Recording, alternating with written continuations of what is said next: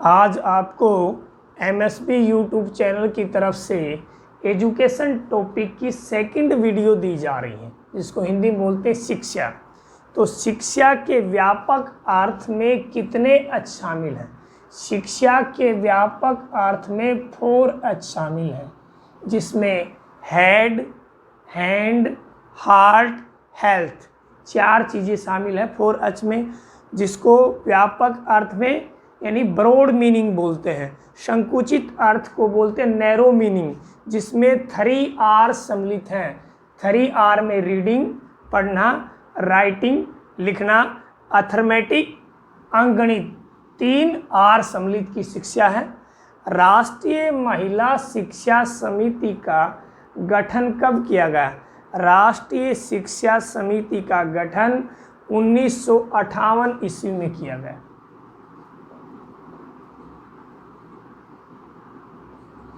अगला है राष्ट्रीय महिला शिक्षा परिषद का गठन कब किया? राष्ट्रीय महिला शिक्षा परिषद का गठन 1959 ईस्वी में किया गया।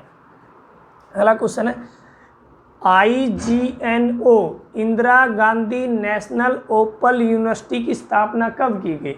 इंदिरा गांधी ओपन यूनिवर्सिटी की स्थापना 1985 ईस्वी में की गई, जिसने शैक्षणिक रूप से एजुकेशनल प्रोग्राम की शुरुआत हुई 1987 ईस्वी में।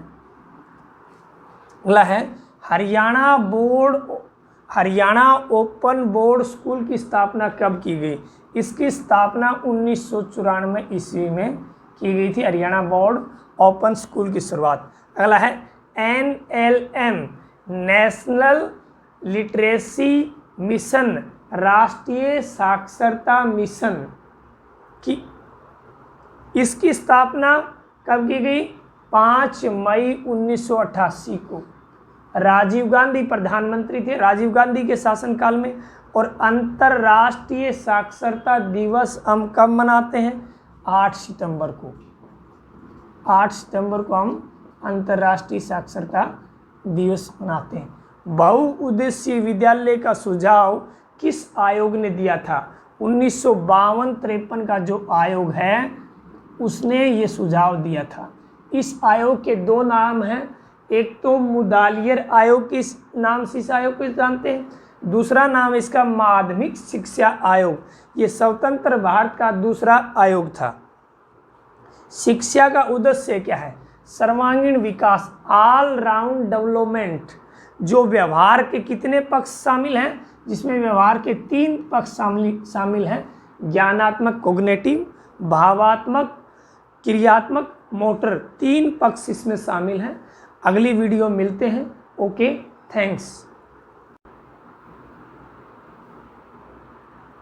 शिक्षा टॉपिक पे हम चर्चा कर रहे थे, जिसको इंग्लिश में एजुकेशन टॉपिक बोलते हैं, और जिसमें है बिंदु हमारा ट्रेनिंग। ट्रेनिंग को हिंदी में बोलते हैं प्रशिक्षण। इसमें व्यक्ति को किस में निपुण बनाया जाता है? किसी स्किल या कौशल में उसके अंदर दक्षता पैदा की जाती है, ताकि व्यक्ति किसी कार्य में परिपक्व और निपुण हो सके। इसमें बुद्धि के स्थान पर किस पे बल दिया जाता है? ज्ञान इंद्रियों पर बल दिया जाता है। ज्ञान इंद्रियों की संख्या कितनी है? 5 कौन कौन सी हैं? जीव, कान, नाक, आँख, त्वचा। और कर्म इंद्रियों की संख्या कितनी है? 5, जिसमें हाथ, पैर, मुंह, 2 उत्सर्जन अंग, जिसमें गुदा और लिंग भी शामिल है। स्कूलिंग को हिंदी में बोलते हैं विद्यालयीकरण। स्कूलिंग का अर्थ क्या है? विद्यालय में जो शिक्षा दी जाती है, विद्यालय में जो शिक्षा दी जाती है उसको स्कूलिंग बोलते हैं। इस सेक्शन को हिंदी में बोलते हैं अनुदेशन। अनुदेशन का अर्थ है कि अध्यापक कक्षा में छात्रों को जो निर्देश देता है, जो सूचनाएं देता है, ज्ञानात्मक और समीक्षात्मक, वो अनुदेशन में कहलाती हैं। अनुदेशन में व्यवहार के किस पक्ष का विकास होता है? तो अनुदेशन में व्यवहार के ज्ञानात्मक पक्ष का विकास होता है, जिसको हम कोग्निटिव बोलते हैं, कोग्निटिव भी बोलते हैं।